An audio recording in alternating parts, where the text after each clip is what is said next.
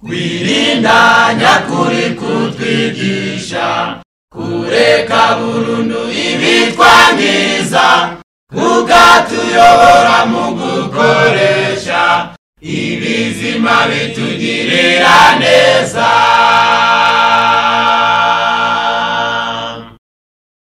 Kwirinda nyakuri kutwigisha kureka burundu ibitwangiza ukatuyobora mu gukoresha ibizima bitugirira neza. Dore ibyo kurya by'Imana yageneye umuntu, ibinyampeke, imboga hamwe n'amatunda, bikoreshe neza uzagira ubuzima bwiza. Dore ibyo kurya by'Imana yageneye umuntu, ibinyampeke, imboga hamwe n'amatunda, bikoreshe neza uzagira ubuzima bwiza.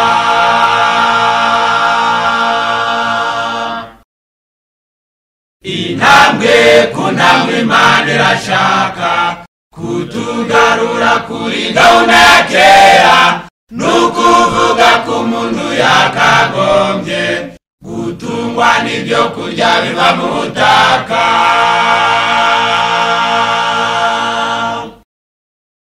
Intambwe ku ntambwe Imana irashaka kutugarura kuri gahunda ya kera, n'ukuvuga ko umuntu yakagombye gutungwa n'ibyo kurya biva mu butaka. Dore ibyo kurya by'Imana yageneye umuntu, ibinyampeke, imboga hamwe n'amatunda, bikoreshe neza uzagira ubuzima bwiza.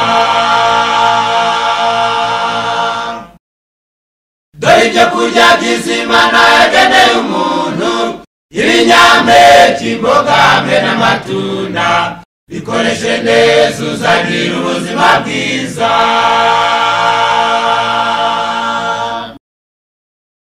Umwuka mwiza, izuba ryiza, gukora, kuruka, kunywa amazi, imyitozo no kwiringira Imana, iyo niyo miti twahawe n'Imana.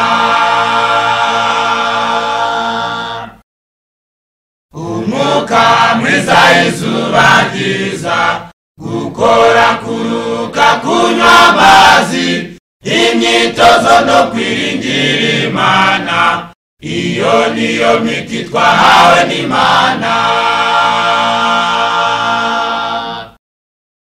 Kumubyangiza hamwe n'ikidakwiye niyo ntandaro y'indwara kuri benshi, dukwiriye kwirinda twese ngo dukire indwara.